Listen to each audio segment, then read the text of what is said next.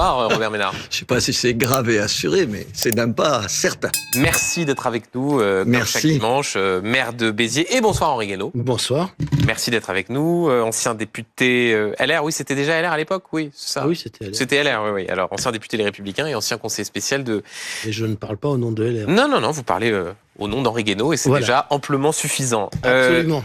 Je voudrais commencer, messieurs, par le sujet que l'on vient d'aborder il y a un instant, la question de l'hyperviolence et de ce qui est arrivé au jeune Elias. Je rappelle les faits pour ceux qui nous rejoignent. 14 ans, poignardé en sortant de l'entraînement de son entraînement de foot par 2 mineurs, 2 suspects présumés, 16 ans et 17 ans. Tous 2 avaient été impliqués dans une affaire de vol avec violence en octobre dernier et placés sous contrôle judiciaire avec une interdiction formelle de se côtoyer. Voilà la décision qui avait été prise. Robert Ménard, c'est quoi? C'est de la violence gratuite, comme le dit Bruno Retailleau? C'est le signe d'une violence de plus en plus grande chez les mineurs? Je sais pas, je le constate, moi, comme maire, tout le temps. Ouais. Et aujourd'hui, il y a des gamins, parce que quand même, c'est des gamins, 13, 14 ans, qui se comportent de façon invraisemblable. Et pas que des garçons, des filles aussi. Mais là, la parité, si j'ose dire, malheureusement, a fait l'affaire. Mais moi, j'en ai marre des grands mots. Je pense que la famille, aujourd'hui, sur l'indignation, qu'est-ce que j'ai entendu, le sentiment d'impunité et tout, ils doivent en avoir ras-le-bol. Juste, pourquoi on prend pas un certain nombre de mesures? Mais en même temps, j'entendais Olivier Faure, là, à l'instant, la politique de l'excuse, ça a du bon pour un moment, là. C'est ça, le problème. Le problème, c'est que, par exemple... C'est juste pour ceux qui nous rejoignent et qui n'ont peut-être pas suivi l'interview d'Olivier Faure, je l'interrogeais sur ce qui est arrivé au jeune Elias et il répondait sur les budgets de l'aide sociale à l'enfance. Ouais, ce qui, par ailleurs, est aussi un sujet. Hein, attendez, c'est pas parce que t'es dans une famille qui a des problèmes d'argent que tu deviens un petit voyou. C'est peut-être aussi parce qu'il y a personne qui te rappelle qu'il y a un certain nombre de choses qu'il faut faire. Là, j'entendais Alain Boer... Moi, j'ai lu les mêmes papiers que lui. Est-ce que un certain nombre de gens, de gamins, si on les mettait en prison même 7 jours ou 15 jours, ils verraient, ils toucheraient du doigt. Vous êtes rentré dans une prison? Je suppose que non, vous y êtes pas allé. Je suppose que vous y êtes allé, j'y suis allé. Honnêtement, l'abruti qui te raconte que c'est des prisons 4 étoiles, je lui propose d'aller faire un stage d'1 semaine. Je vous jure, ça vous fait une peur bleue, la prison, quand vous y allez. Et j'y vais avec plein de gens, et chaque fois, c'est la même. Je suis sûr que si on y va ensemble, vous allez être effrayés, parce qu'entre ce qu'on dit et se dit peut-être que on se décide à mettre un certain nombre de gens en prison de façon courte pour pouvoir leur dire, regarde ce qui te menace. Et je pense qu'il y a d'autres pays où ils le font, où ça marche. Il faut construire des places de prison. Toutes les promesses qu'on nous fait, on le fait depuis 40 ans, on les construit pas. Aujourd'hui, tout à l'heure, oui, il disait, oui, c'est vrai qu'un juge peut ne pas prendre en compte comment on dit là, l'excuse de minorité. L'excuse de minorité. Peut-être qu'on inverse le chose, c'est-à-dire si tu le dis pas, l'excuse de minorité, elle n'a pas lieu d'être. Il y a des choses comme ça qu'on peut faire. Oui, un gamin aujourd'hui de 16 ans et un gamin de 16 ans en 1945, c'est pas le même. Si on n'arrive pas à le voir, qu'est-ce que vous voulez que je vous dise? Henri Guénaud, sur au fond, puisque tout à l'heure, quand on écoutait le témoignage de Jean-Marie Villain, avec ce qui était arrivé au jeune Chemseddine dans sa commune de Viry-Châtillon, cette impression de constats qui se répètent, de solutions qui sont avancées et de choses qui ne changent pas. Mais ça se répète parce que rien ne change et parce que on n'a toujours pas pris la mesure de la violence qui monte. Alors la violence, elle monte dans toute la société, y compris dans la jeunesse. Et ces adolescents, demain, ce seront des adultes. Bon, on n'a ni aujourd'hui les moyens juridiques, ni les moyens éducatifs. Voilà. C'est-à-dire que, quand même, pour en arriver à ça, tous les gens qui suivent ces jeunes en difficulté, ces délinquants précoces, etc., on revient avec le même constat. Ils n'ont pas de limite. Ils n'ont même pas de surmoi. Ils ne regrettent rien. Tout ça leur paraît normal. La violence est devenue pour eux quelque chose de normal. Voilà. Donc ça, le premier problème est celui de l'éducation. Alors, on dit toujours, l'éducation c'est la famille, l'école c'est l'instruction. Enfin, quand la famille peut pas le faire, il faut que la société s'en charge. Alors ça doit être l'école, ça doit être l'armée, c'est tout ce que vous voudrez, mais il faut bien s'en charger puisque nous sommes obligés de vivre avec eux. Et nous sommes obligés de vivre avec leur violence ou de mourir. Donc il faut s'en occuper. On a détruit l'école, ça c'est la première chose. C'est pas tant le problème de l'aide sociale à l'enfance que le problème de l'école. On n'inculque aucune limite à ces enfants. Ce sont des enfants, encore une fois, à une époque les policiers les appelaient les no-limites. Bon. Et la deuxième chose, c'est le droit pénal. Alors oui, les courtes peines, tout ce qu'on voudra, mais il faut aller beaucoup plus loin. La violence physique, et là il y a pas d'excuse de minorité. La violence physique doit être combattue avec une rigueur qui doit être absolue. Parce que si on ne casse pas, quelle que soit leur couleur de peau, je me fiche de leur couleur de peau, de leur religion, de leur statut, de leur contexte social, ça m'est égal. Il faut absolument punir très fortement la violence. On s'étonne. Mais enfin, attends, juste une seconde. On a des tueurs à gages de 14 ans aujourd'hui. Mais Henri Guénaud, des tueurs à gages de 14 ans qui mettent une balle dans la tête de sang-froid à un chauffeur de taxi. On s'étonne qu'il se passe ça. Mais Henri Guénaud, c'est pas ça le problème. Le problème, c'est nous. Quand vous voyez que les deux syndicats de juges se sont prononcés contre les comparutions immédiates pour les gamins qui ont plus de 16 ans et qui ont fait pas des actes, qui ont pas volé une mobilette dans la rue, qui ont fait des actes de violence, tu te dis, les bras m'en tombent. Oui, Monsieur Guénaud, les bras dans le tombe. Quand je vois, j'essaye d'être de bon sens. Je suis contre la violence. Mais ces gamins, peut-être que s'ils avaient pris les 2 paires de gifles par quelqu'un, à un moment donné, on aurait changé les choses. Mais dès que tu dis ça, t'as 4 abrutis qui viennent te dire, alors vous êtes pour battre les enfants. Non, je suis pas pour battre les enfants. Je suis juste pour que c'est... J'ai déjà vécu ça même sur ce plateau. Attendez, les gifles, c'est pas autorisé. Mais attendez, et pourquoi ce serait pas autorisé? Parce que vous avez jamais pris une gifle de vos parents? Non, mais c'est là où non, entre la violence... Assez rarement. Peut-être qu'il aurait fallu davantage.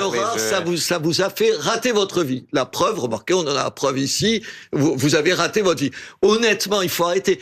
Bien sûr qu'on est contre. C'est juste Robert Ménard pour dire que c'est interdit par la loi. Voilà, oui, mais à force de voter des lois où on mélange tout, entre battre quelqu'un, le malmener, lui faire du mal, et reprocher aux parents. Moi, je le fais chaque fois que je marie les gens. Je marie des gens et chaque fois je pose la même question. Personne ici n'a donné une gifle à son gosse le jour où il a fait une grosse connerie. Évidemment, tout le monde ricane parce que tout le monde l'a fait. Est-ce qu'on essaie 5 minutes de prendre en compte une espèce de bon sens, mais à tous les niveaux, pour les parents, à l'école, on emmerde les gens, les profs, dès qu'ils gueulent, t'as toujours des parents d'élèves qui viennent prouspéter et des magistrats. Il faut juste un peu d'autorité et l'assumer.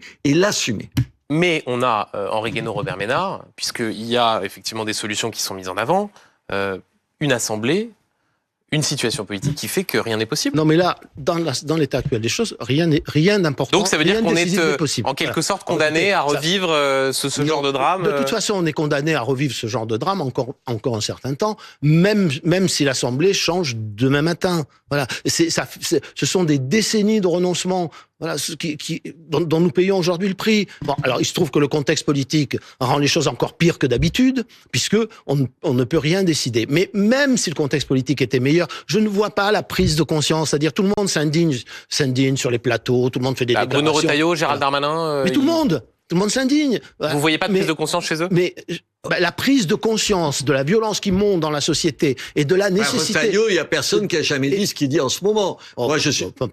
Moi, je suis pas venu faire le procès ni de Retailleau ni de Darmanin. Mais c'est vous qui le dites. Non, ça m'intéresse pas. Ce que je constate. Il a quand même. Ce que je constate. Il a un peu plus de courage que les autres. Ce que je constate, Robert Ménard, c'est que personne n'a réellement pris conscience et tiré les conséquences de cette prise de conscience sur la violence qui monte dans toute la société. La violence physique qui est une régression terrifiante. Voilà. Et la violence physique, elle demande des mesures qui sont appropriées à l'état de violence, comme les trafics de drogue et le grand banditisme aujourd'hui. Voilà. Et aujourd'hui, on n'a pas ces instruments dans le code pénal. Attendez, il y a 2 choses. Vous pouvez pas dire que M. Retailleau, il dit pas ce que vous pensez. Ce que vous venez de dire là et ce que je pense, il le dit. Que vous ajoutiez, là vous avez raison, qu'il n'a pas les moyens politiques de ce qu'il dit, puisqu'il n'y a pas de majorité pour voter ça, oui. Mais moi, ce que j'en tire de cette conséquence, moi longtemps j'ai pensé à tort qui, au fond, le bon sens pourrait l'emporter. C'est pas une question. Non, mais attendez, je vais juste finir. Que le bon sens pourrait l'emporter et qu'on aurait quand même, avec le contexte politique, là, la possibilité de faire cette autre chose. Je crois qu'il n'y en a pas. Je crois que tout à l'heure, j'entendais justement Olivier Faure, que vous avez invité tout à l'heure sur cette question-là, et je me suis dit, quelle concession il faudrait faire sur ce terrain-là pour avoir les votes des socialistes. Mais il faut pas faire ces concessions-là. Alors peut-être que, contrairement à ce que j'ai pensé jusqu'à présent, peut-être qu'il faut accélérer les choses. Et finalement, quand on est le chef de l'État, et j'ai vu le sondage, c'est aujourd'hui, 21% de satisfaits. Et j'ai le souvenir, mais vous avez une meilleure mémoire que moi et vous êtes plus au fait. Il a pas dit à un moment donné quand vous sentiez, en gros, il fallait quitter la scène, quand il y avait beaucoup de gens qui vous disaient que ça allait plus. Il a eu des paroles. Il y avait pour être précis, il y avait une prise de parole du président de la République qui était à un moment où il recevait des intellectuels à l'Élysée, où il disait que dans sa conception des institutions, il pouvait y avoir à un moment donné aussi le chef de l'État, je n'ai plus les termes exacts en tête. En gros, il disait... Mais donc, juste si je comprends bien, et je vous réagissez dans un instant, vous dites il faut qu'il s'en aille pour que... Non, je dis qu'aujourd'hui, il faut qu'il parte. Emmanuel Macron. Aujourd'hui, il faut qu'il y ait des élections. Aujourd'hui, il faut que le président de la République s'en aille. Attends, moi, je peux pas le faire partir. Il fait ce qu'il veut, comme il veut. Mais je pense aujourd'hui, je l'ai pas pensé. Je pense qu'il y a un tel blocage. Il y a une telle impossibilité de faire les choses. Comment ça va durer combien? S'il était à 6 mois de la fin, enfin, il est à mi-mandat. Aujourd'hui, à mi-mandat, si jamais, aujourd'hui, on peut pas continuer comme ça. Je crois que juste, on peut pas. Et aujourd'hui, il faut. Mais quand tu es responsable, et il doit faire preuve de responsabilité. Deux choses. D'abord, vous voyez, c'est typique. Attendez. Il faut peut-être donner l'occasion aux Français de changer la donne. Et changer la donne, ce sera pas des élections législatives. Tout le monde le sait. Enfin, vous êtes un défenseur de cette Constitution. C'est au niveau de chef de l'État qu'on peut changer les Alors là, Henri Guénaud va dire, vous voyez, on arrive sur la politique alors qu'on parlait de... Non, c'est pas ça. Oui, d'abord, on parlait d'un sujet, on arrive sur... Bah oui, mais sauf que c'est directement lié. Je suis d'accord. Non, c'est pas directement lié. Attendez, non, c'est pas directement... qu'il y avait personne pour non, c'est pas directement lié. Non, c'est pas directement lié. Pourquoi? Parce que si le président de la République s'en va, on fait des élections en un mois. Voilà. Et dans le climat actuel, mais il en sortira rien de mieux. La Ve République, ça sera fini. La fonction présidentielle, elle sera affaiblie. Ceux qui vont arriver au pouvoir ne seront pas prêts et n'auront pas les moyens politiques ni la légitimité après un rendez-vous démocratique raté. Donc on fait rien. On attend. Et donc on s'agite. Non, mais l'agitation, c'est mieux. Mais c'est l'agitation. Il fera ce qu'il voudra. Il fera ce qu'il voudra. C'est son choix. Mais moi, je ne souhaite pas la démission du président de la République. Et vous souhaitez qu'on reste pendant 3 ans dans cette situation? Mais vous pensez que le fait qu'il s'en aille va faire qu'on va plus assassiner les enfants au coin des rues? Est-ce que je pense une connerie pareille? Bien sûr que non. Je pense pas que ça le règle. Mais je pense que si les gamins, ils devaient être jugés quand? Vous vous rappelez, je sais plus, en octobre prochain, il devait être jugé. En l'occurrence, en octobre prochain. Si il y avait des comparutions immédiates, et si on les avait jugés, et si on avait décidé de mettre en prison pour une courte durée, mais pour faire sentir le goût de la prison à ces 2 petits salopards, peut-être, je dis pas à coup sûr, mais peut-être qu'on aurait eu une chance de pas les pleurer aujourd'hui, et la famille du gamin qui a été tué, peut-être qu'elle prendrait plus ça en considération que toutes nos grandes paroles. Mais pour ça, il faut peut-être que le législateur s'y mette. Voilà. Mais le législateur, aujourd'hui, personne va s'y mettre. Mais il le fera pas aujourd'hui. Mais laisser partir faire partir le président de la République ne changera pas non plus cette question. La question, encore une fois, c'est une question de prise de conscience, c'est une question de réflexion sur la société. À partir du moment où on va faire un colloque pour réfléchir.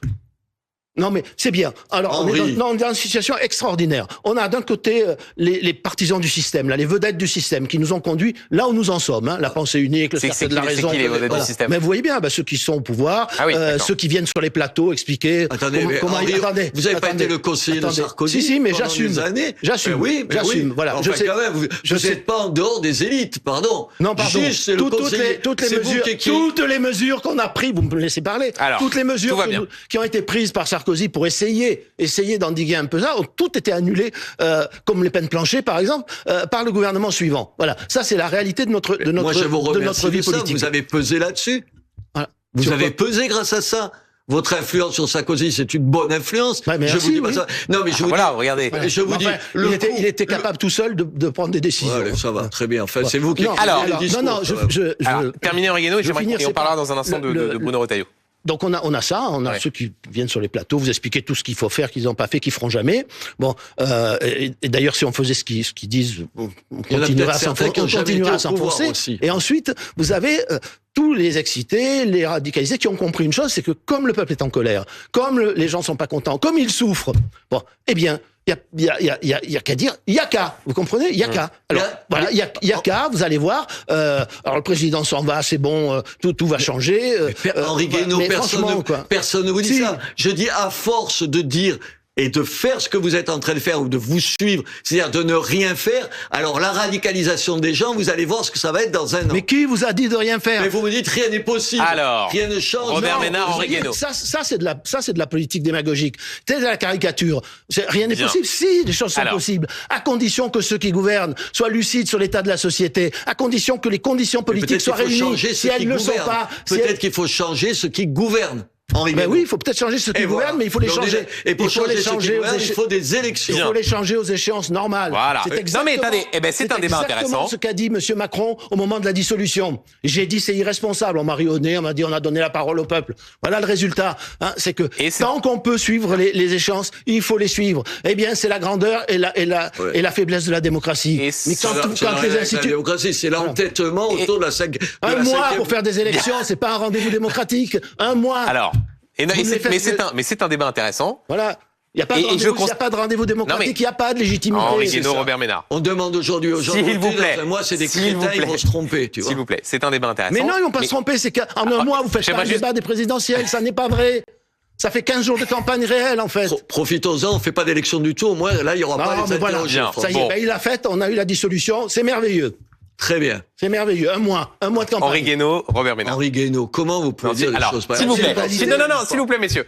C'est une réalité. J'ai l'impression d'animer l'Assemblée BFM, sauf que l'Assemblée BFM, il y a 9 personnalités politiques, alors là, il y en a que 2 sur un plateau. Donc normalement. À 2, c'est mieux. Et d'habitude, en plus, j'ai une sonnerie qui me permet de. Bon, mais là, je vais peut-être demander à ce qu'on me mette une sonnerie.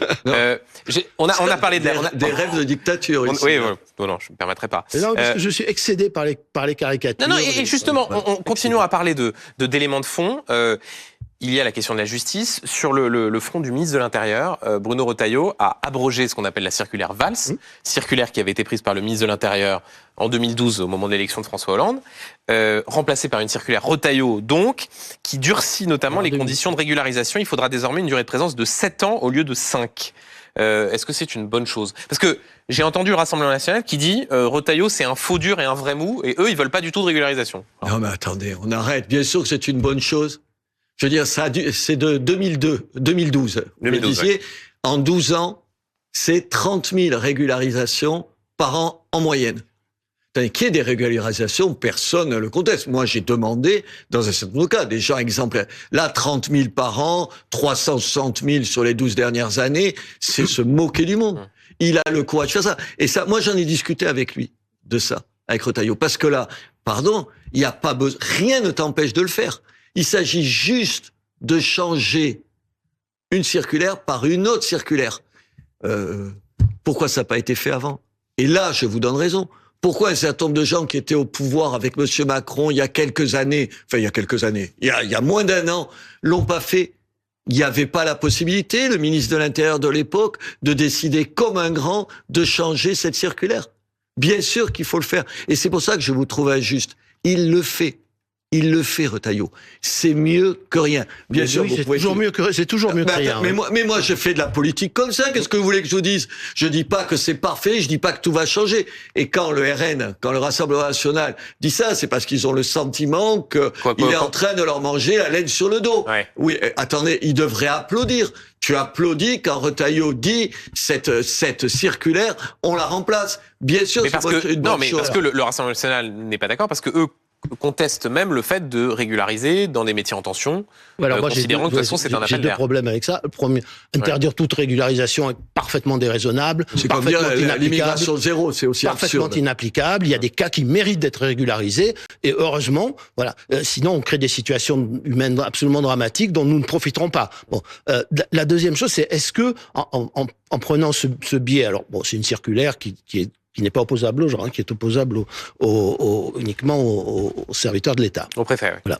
Bon, donc, est-ce qu'en le prenant par le biais de la durée de présence sur le territoire, on va résoudre le problème. J'en suis pas convaincu parce que la durée de présence, ça veut dire que pendant 5 ans ou pendant maintenant 7 ans, ils vont être en situation irrégulière sur le territoire. Moi, je préférerais qu'on règle les cas tout de suite, c'est-à-dire qu'on dise plutôt que s'il y a pas eu de régularisation au bout de, je sais pas, 1 an de présence sur le territoire, ils peuvent plus être régularisés. Mais là encore, bon, il y a des choses intéressantes dans la modification de la circulaire, mais je suis pas sûr que ça va vraiment changer. Il y a pas que ça dans la circulaire. Non, bien sûr, c'est pour ça que je dis qu'il y a des choses intéressantes. Mais ça, je suis pas sûr que ça soit la meilleure façon de prendre le problème. 7 ans en situation irrégulière. Ça veut dire qu'on institutionnalise comme quelque chose de normal, le fait d'être 7 ans en situation irrégulière. Maintenant, ça nous renvoie à d'autres choses. C'est que la vérité, c'est que il faut rétablir le délit de séjour irrégulier sur le territoire. Mais il faut bien comprendre ce que ça veut dire. Ça veut dire qu'il faut changer le rapport de la loi au droit européen, de la loi française. Si on ne dit pas ça, on se moque du monde. Je crois pas que le délit de séjour irrégulier soit contraire au droit européen. Si. De quoi? Le fait de rétablir le délit de séjour irrégulier. Si, c'est contraire. Ça a été supprimé parce que la Cour de justice avait considéré que ça n'était pas possible. Et nos juridictions, donc, ne l'ont plus appliqué. Voilà. Je vous rappelle que si on ne veut pas modifier l'article 55 de la Constitution, ça ne sert à rien de dire ça. Nos juridictions ne l'appliqueront pas. Voilà. Henri Guénaud, c'est bien pour ça qu'on doit applaudir ensemble une mesure immédiate, tout de suite, qui est de changer cette circulaire. Parce que le reste, ça nécessite une configuration politique qu'aujourd'hui personne n'a voté. Mais je suis d'accord. Si M. Retailleau arrive à l'Assemblée et dit ce que vous venez de dire, mais il n'aura jamais de majorité. C'est le changement de la Constitution. C'est pas que l'Assemblée. Encore plus. Non, mais même sur le. Je suis d'accord. Mais même sur le. Alors applaudissons. Il faut le dire. Je ne partage pas tout ce que font les Républicains, mais sur ce point-là, c'est bien. Il faut le dire. Alors dites-le. Non, il faut le dire. Si vous ne le dites pas, les gens croient que vous allez régler le problème sans toucher à ce genre de choses. Personne dit qu'on va régler les problèmes. On dit, on essaye petit à petit d'avancer. La loi sur l'immigration, on sait très bien que dans ce domaine aujourd'hui, dans le domaine du droit des étrangers, c'est le juge qui fait le droit. C'est pas le législateur. Et donc, si on veut pas changer ça, on se moque du monde. Si on veut pas changer ça, il se passera rien d'important. Et c'est ce qui se passe avec la loi immigration. Et par conséquent, au bout de 3 ans, les gens diront, il y a rien à changer. On nous a encore menti. Attendez. Voilà. Et ça, c'est la pire des choses. Henri Guénaud, si on commençait peut-être par faire quelque chose, par exemple, parce que quand je vous écoute, comme il faut faire des choses tellement compliquées qu'on pourra pas les faire, donc on fait rien. Henri Guénaud, si on pourra les faire le jour où les Français décideront, où quelqu'un le portera, et où les Français décideront de lui confier les responsabilités. Quand je vous propose de faire en sorte qu'on ait rapidement quelqu'un qui puisse se dégager, vous me dites non, en un mois on est trop con pour se faire une opinion. On peut pas avoir ce débat. Henri Guénaud, peut-être quand Robert Ménard sera candidat à l'élection présidentielle, vous serez son conseiller ou sa plume. Et dans ce cas-là, peut-être que ça se... Je vous rappelle qu'Henri Guénaud a imaginé de l'être quand même. Candidat à l'élection présidentielle? Ben oui. Bah vous aussi, non? Quoi? Non, moi j'ai jusqu'à preuve du contraire. On vous avait posé la question, vous aviez... Non, ben enfin c'est une boutade. C'est une boutade. Je vais finir par le réimaginer si ça continue. Pour vous vous rendez compte? Oui, bien sûr. Vous aurez bientôt 2 candidats autour de vous à l'élection présidentielle. Ouais, ça, je suis pas sûr que ce soit la meilleure méthode. Il y en a plein. Il y en a un qui vous satisfait là? Comment? Moi aujourd'hui, il y a personne dont je me dis, voilà. Non mais attendez, c'est un vrai problème. Aujourd'hui, il a les convictions, le ton, l'empathie avec des gens, le vocabulaire pour se faire entendre, la sensibilité. Et le respect pour ne pas les tromper. Voilà. Et qui s'engage pas à faire 10 000 choses. Là-dessus, je suis d'accord avec vous. Pas à faire 10 000 choses, mais en faire quelques-unes et s'y tenir. On promet pas la lune. On promet un certain nombre de choses, on le fait. Je pense que sur cette définition des choses, on serait d'accord. Oui, je sais pas si aujourd'hui, est-ce qu'on a ça, là, maintenant, ici? Non. Vous voyez quelqu'un, vous? Mais non, c'est voilà, de ma réaction.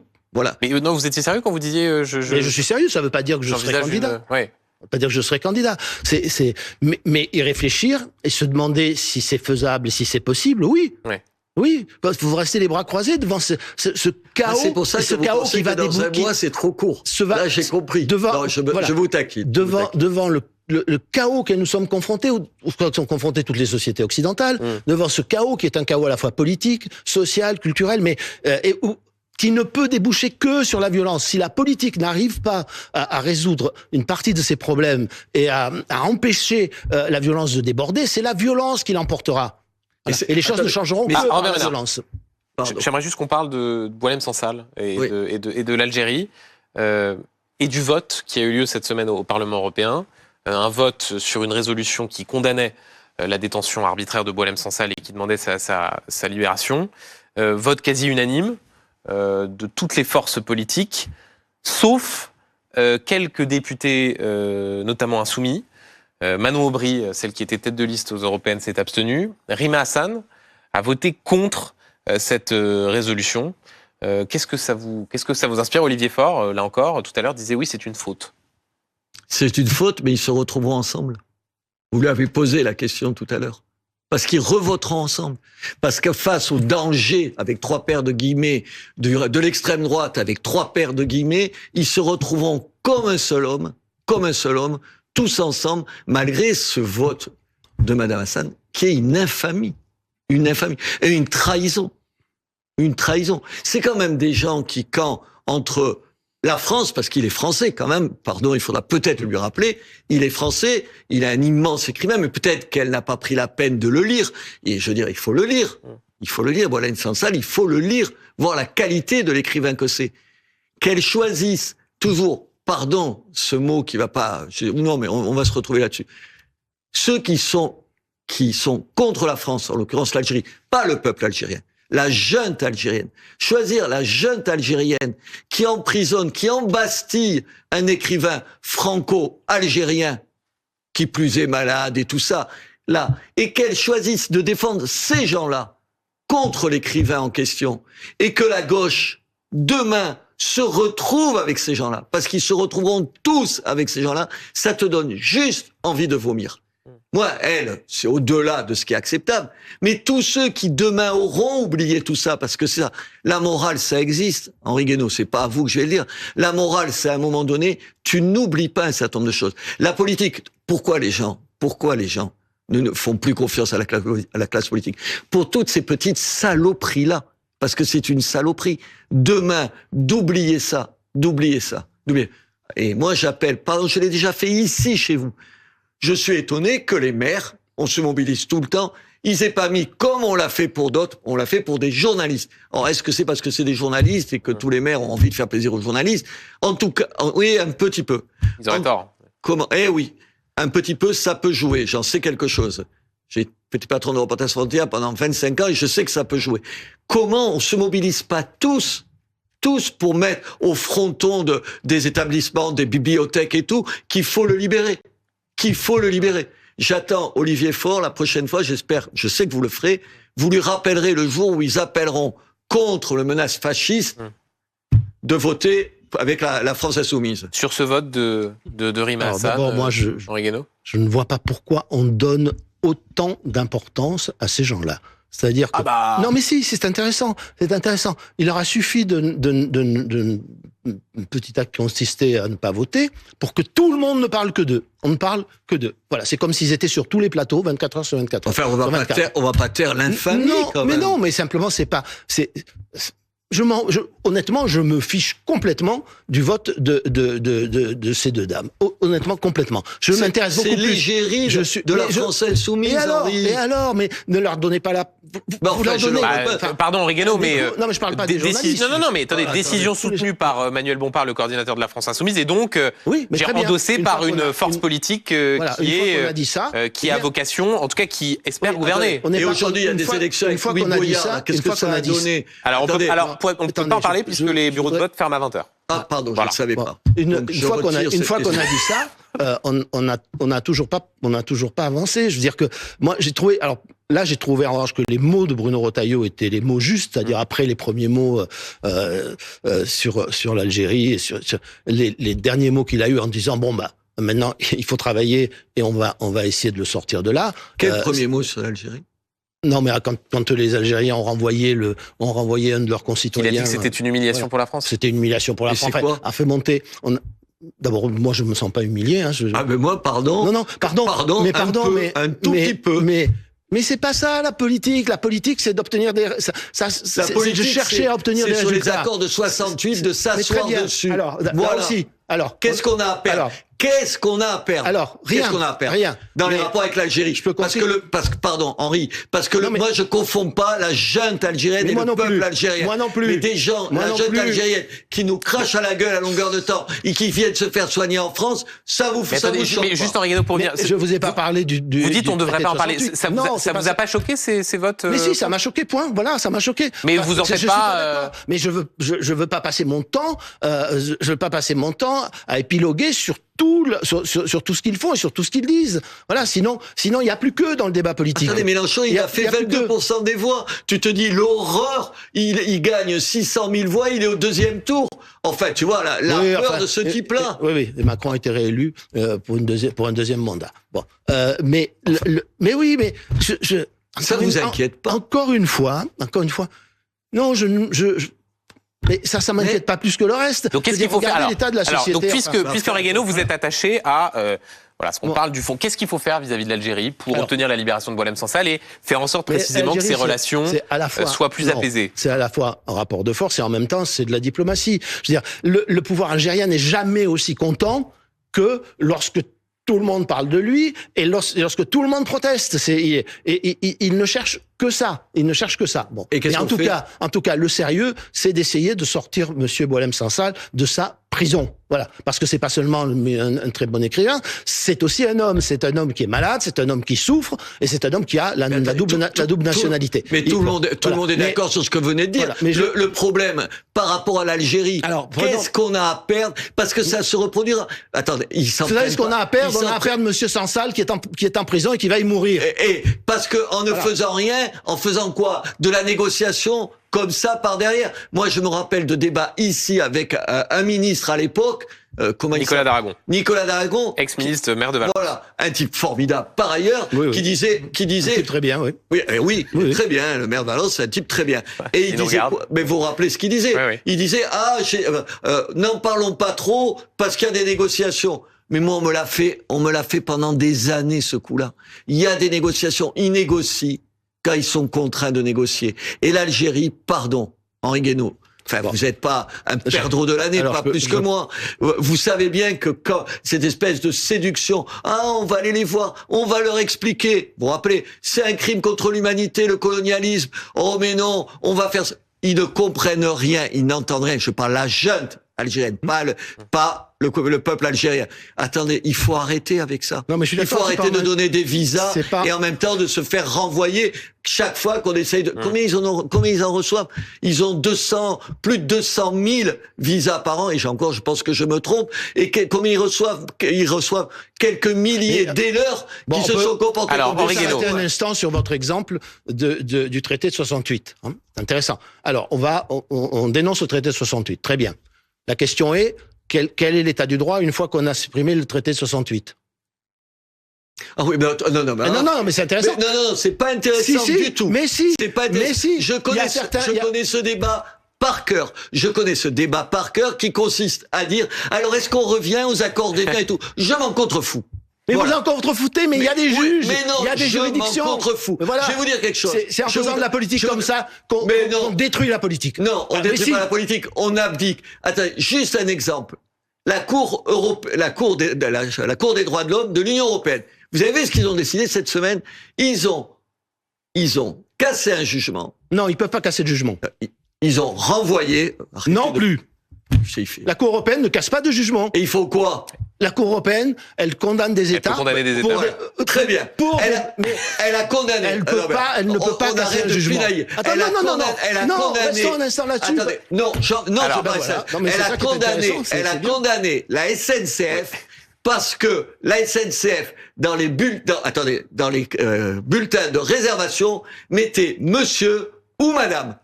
Putain, mais le bon sens, Henri Guénaud, c'est de se dire qui sont ces jobards. Alors l'argument, parce qu'on on était en train de parler de l'Algérie et du cas de Boualem Sansal. C'est le même raisonnement. Je suis pas sûr que ce soit tout à fait la même chose. Non, c'est pas la même chose. Je peux répondre. Alors, Henri Guénaud, vous répondez. Je peux Allez-y. répondre. C'est de s'abriter C'est derrière typique. des histoires de droit pour Henri pas avoir Guénaud. le courage. Alors, C'est allez, pas des histoires de Henri droit, Guénaud, c'est qu'il y a allez-y. des juridictions. Non, mais, donc sur l'accord de Des 68. juridictions nationales. Non, mais et que sur- quand vous allez devant elles appliquent le droit dans la hiérarchie des Sur l'accord de 68, c'est intéressant ce que vous disiez. Sur l'accord de 68, Juste, vous dites, sur la SNCF là. on ne le remet pas en cause. C'est précisément le genre de décision qu'on n'est pas obligé d'appliquer.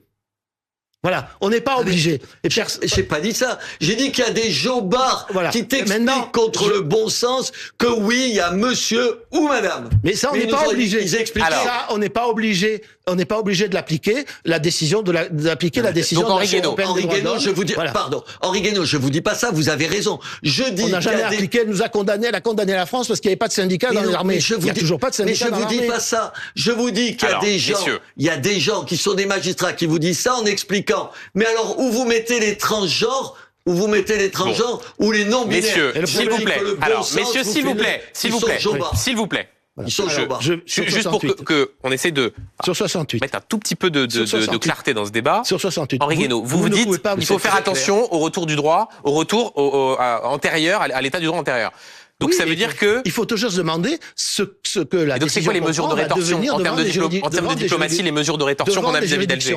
Qu'est-ce qu'on fait? Alors, mais c'est toujours pareil. Si vous voulez vraiment être sûr qu'appliquer que renoncer au traité de 68 va nous redonner les moyens de gérer nos flux migratoires vis-à-vis de l'Algérie, alors on en revient à la question précédente. Il faut changer la hiérarchie des normes et il faut modifier l'article 55 de la Constitution. Voilà. Sinon, ça ne marchera pas. Très bien. Voilà. D'abord, je précise qu'il y a des juristes qui n'ont pas exactement cette conception-là. Ils disent pas que ça revient forcément aux accords d'Évian, parce que c'est ça qui sont encore plus favorables. Mais le problème, c'est que au peuple ce sont algérien. les juridictions qui en décideront, Attends, oui, pas les d'accord. juristes. Ce que j'essaie juste Précise de des dire, accords d'Évian, accords de 62, Oui, voilà, qui sont encore plus- qui, Ah ben, comment qui dire, sont qui encore consacrent plus- l'indépendance de l'Algérie. voilà, Ouais. et qui sont encore plus généreux Absolument. vis-à-vis Le 68 des a Algériens. été fait pour ça, Attendez, pour être moins Henri, généreux et canaliser. je dis pas ça, je ne suis pas juriste et je ne sais pas. Je dis simplement qu'à force de ces arguments, je ne dis pas que c'est dans votre bouche, à force de ça, on ne fait jamais rien. On nous a expliqué, attends, vous n'allez pas défendre Emmanuel Macron tout de suite. Emmanuel Macron, à un moment donné, il a tapé du poing sur la table. Ah, ils nous emmerdent, ces Algériens. On va arrêter de leur donner des visas à tour de bras. Eh bien, on n'a qu'à arrêter. Attendez, 6 Sauf qu'il y mois. a le traité. Attendez, 6 mois après, il a changé d'avis. C'est ça que j'essaye de dire. Je dis, Oui, il faut enfin, il a juste- changé d'avis aussi parce que il voyait que dans ce rapport de force qu'il y avait pour que les Algériens acceptent davantage de ressortissants, ça ne produisait pas d'effet. Peut-être que 6 mois, il faut prendre un peu de temps. oui. Ce que je pense, Monsieur Emmanuel Macron sur l'Algérie, ça a été une danse de tango depuis qu'il est chef de l'État. Un coup je t'aime, un coup je t'aime pas. Mais c'est ça, le en même temps. C'est pas le en même temps, c'est pas le dépassement des clivages. Je suis d'accord. Le en même temps, c'est le marchandage entre la seule chose qu'il nous faut, entre chaque parti. il nous et chaque faut famille plus politique. de gens qui soient intelligents et tout. Il faut juste des gens courageux. Un brin courageux. Un brin courageux. Là, je suis en désaccord total. Mais oui, le je courage, sais. c'est au service de quoi? S'il n'y a pas d'intelligence, Alors, le courage ne sert à rien. Les gens qui ont eu du courage et qui ont changé les choses, c'était des gens qui étaient aussi intelligents. Voilà. Très bien, je préfère qu'ils soient intelligents et courageux, mais j'ai Non, d'abord mais envie s'ils qu'ils sont pas soient courageux. intelligents et courageux, si vous Bien. voulez, ça nous mène nulle part ou à la Voilà. catastrophe. L'idéal étant qu'il soit Hélène. Ouais, Non, c'est il bien. faut, c'est pas Non, mais l'idéal, c'est- il faut. ce que je veux, vous avez compris ce que je veux dire. Ce que je veux dire, c'est que on est ébahi. Ah, qu'est-ce qu'il est cultivé. Ah, qu'est-ce qu'il est intelligent. Ah, ce qu'il est jeune Non, mais pour avoir ses responsabilités. Mon Dieu, qu'il soit un peu courageux et qu'ils aient une ligne et qu'ils s'y tiennent. C'est tout. Oui, mais on peut se poser la question, est-il intelligent? J'en sais rien. Ben voilà, c'est un vrai sujet. Bon, C'est ça- quelqu'un qui change d'avis tout le temps, quelqu'un qui commence par la repentance, puis après le rapport de force, puis après revient à la repentance. Est-ce que c'est une preuve d'intelligence? Voilà. je suis d'accord, Moi, je suis pas j'ai sûr. appartenu- Guénaud, on peut aller sur le j'ai débat de appartenu à une la famille politique des évolutions Jacques peut-être pas Chirac si avait dit intelligentes. avait dit de Je suis pas sûr quelqu'un que ce soit le- qu'il était le opérant. meilleur d'entre nous et le plus intelligent. Bon, on a vu où ça a mené. Quand il a été Premier ministre, ça a conduit à transformer un septennat en semestre. Bon, Alors, c'est pas une preuve messieurs, d'intelligence. il Voilà. nous reste quelques minutes. Je voudrais qu'on parle C'est pas d'Elon parce qu'on est diplômé qu'on est intelligent. Hein. Je voudrais qu'on parle d'Elon Musk, patron et propriétaire du réseau social X, qui a participé à un meeting de l'AfD, le parti d'extrême droite en Allemagne. Il va y avoir des élections, voilà, on voit une participation en visio autour de la leader de l'AfD, Alice Weidel. Et il a tenu des propos assez singuliers. Ouvrez les guillemets, les enfants ne devraient pas être coupables des péchés de leurs parents et encore moins de leurs arrière-grands-parents. Je rappelle que tout cela est tenu dans un parti, l'AfD, parfois proche, et même assez souvent, d'idées de néo-nazis. Alors, d'abord sur cette formule, moi j'ai rien à dire sur cette formule. Non, les enfants ne doivent pas être tenus responsables des péchés de leurs parents. D'ailleurs, ce que leur a dit le général de Gaulle quand il est allé en 1960 en Allemagne et qu'il a fait ce grand discours à la jeunesse allemande. Voilà, et c'est pour ça que je suis contre la repentance, c'est qu'il n'y a aucune raison que les enfants portent les péchés de leurs soient tenus pour responsables des péchés de leurs parents. Maintenant, qu'ils viennent soutenir l'AfD dans son congrès, alors ça est inouï. Inouï, parce que l'AfD, au début, c'était plutôt des modérés qui tenaient le manche. Puis maintenant, ce sont plus des modérés du tout. Hein, ce sont, pour une partie d'entre eux, des nostalgiques du Troisième Reich. Bon, voilà. Mais c'est intéressant parce que Monsieur Musk, tout le monde pense que il poursuit ses intérêts, il veut gagner encore des milliards et des milliards, comme d'ailleurs tous les oligarques américains qui sont des 5 ou 6 premières fortunes qui se sont mis ensemble. Mais ces gens-là, et Musk en particulier, ces gens-là, ils cherchent plus à gagner de l'argent. Enfin, ils en gagnent, mais c'est un jeu. Quand vous avez 300, 400 milliards de dollars d'actifs, en gagner 50% de plus, ça ne change rien. Non, il leur faut trouver autre chose pour donc c'est un combat idéologique. Et cette jouissance, c'est celle de la volonté de puissance. Ouais. Voilà, c'est là. Et Musk, il est en train alors d'un côté, on va sur Mars, on n'est pas capable d'éteindre les incendies en Californie, mais on va aller sur Mars. Et ce qu'il veut faire, et il en a en partie les moyens avec les réseaux sociaux.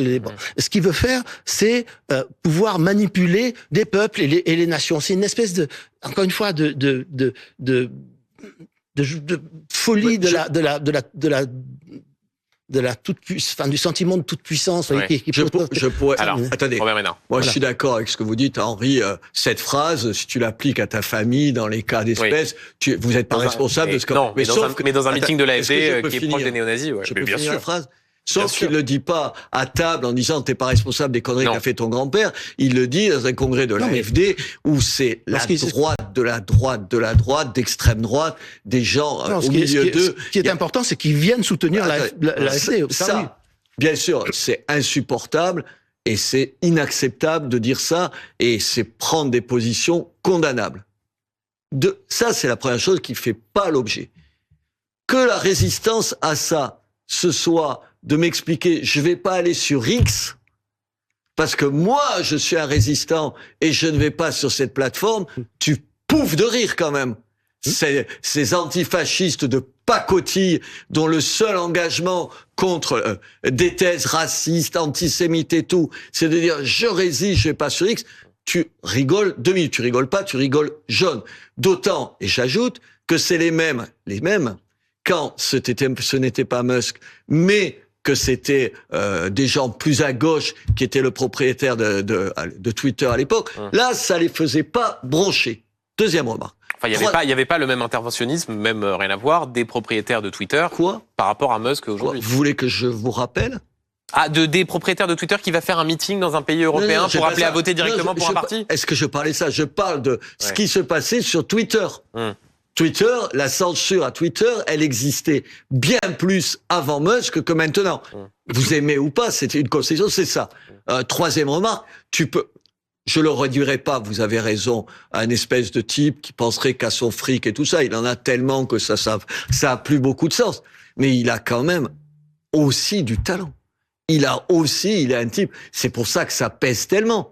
Si c'était un abruti qui pensait qu'à son argent, c'est quand même un type qui, sur un certain nombre d'idées, est précurseur, sur un certain nombre de réussites, est incroyable. Robert Ménard, il est dangereux ou pas? Parce que quand la semaine commence avec un geste, pour le moins, ambigu, geste tenu au Capital One Arena, et qui se termine par un meeting en soutien à l'AfD. D'un lien à l'autre, c'est une saloperie de faire ça. Ah bon? Mais oui, qu'est-ce qui vous pousse à dire qu'il a fait le Moi, j'en sais rien. Je pose juste la question du profil et du danger. Non, pardon. quand on pose des questions comme ça, elles sont jamais neutres. Ça, vous le faites avec pas les vieux briscards que nous sommes. Ah, je me contente de poser une question. Non, attendez. Vous êtes non, pas Regueno, obligé. vous êtes d'accord ou pas avec moi? Vous êtes pas obligé. Moi, je sais pas. Attendez, pardon. Vous n'êtes pas obligé de penser qu'il fait un geste nazi pour penser que c'est condamnable de le voir tenir ses propos dans un congrès qui est celui de gens qui sont des fous furieux d'extrême droite. Alors, vous pouvez passer. Vous n'êtes pas obligé de faire un lien entre les deux, de penser qu'il est à ce point fourbe que c'est ça. Ce garçon qui peut être dangereux parce qu'il veut peser sur la politique du monde a aussi raison de dire. Mais attendez, quand les partis de gouvernement anglais intervenaient pour dire quand nous sommes intervenus, quand Monsieur Macron est intervenu pour dire mais il faut voter pour Monsieur Obama et pas les autres qui sont des gens dangereux, là ça nous choquait pas. Ça nous choquait pas. On est fâchés avec ceux qui interviennent contre en Europe, mais que nous, on donne des leçons aux Américains toutes les 5 minutes en leur disant voilà ce qu'il faut faire. Alors moi, mais ça, il faut quitter X, Regueno, ou pas? Enfin, c'est dérisoire. Vous êtes sur X, vous? C'est dérisoire. Moi, je suis pas sur X, je suis à peine sur Facebook, mais moi, les réseaux sociaux, je m'en tiens. Ah bon? Voilà, je vais voir ce qui se passe, mais mais moi, je dis tout ça et je ne suis et vous n'êtes pas sur X. Voilà. Mais c'est dérisoire. Enfin, je veux dire, c'est. Mais je ne pense pas que c'est un acte de résistance. C'est pas un acte héroïque et c'est dérisoire. Je veux dire, la mairie de Paris qui était X, bon, mais tout le monde s'en fiche. Voilà, je veux dire, ça. Non, mais si c'est ça, dans leur tête, si c'est ça le niveau de réflexion, sont héroïques. Et si c'est ça le niveau de la politique aujourd'hui, il faut pas s'étonner que des jours mauvais nous attendent. Voilà. Je trouve que simplement, encore une fois, le salut nazi, je ne sais pas quel encore, je ne sais pas. Je sais pas quelle signification il faut lui donner, mais c'est pas ça qui me. Je pose la question. C'est pas ça qui me trouble le plus. Qui me trouble le plus, c'est encore une fois cette espèce de confusion entre le pouvoir de l'argent. Je parle pas de la. Je parle même plus du goût du lucre, parce que le goût du profit, le goût de l'argent, avec ça on peut marchander, on peut négocier. C'est Henri quand même. Mais en même temps, le nombre de médias qui ici sont la propriété de milliardaires, ça nous choque pas. Messieurs, vous entendez la musique? Ça veut dire qu'hélas, nous devons nous séparer. Mais on refera, c'était intéressant, parfois vif, mais j'ai pas eu à utiliser Vous avez compris que moi, ce qui m'intéresse, c'est qu'on arrête de mentir aux gens et qu'on n'oublie pas que derrière. D'accord. Vous avez entendu? Merci. Ah, vraiment. Il y a des gens et des vies. Merci Regueno, merci Robert Ménard.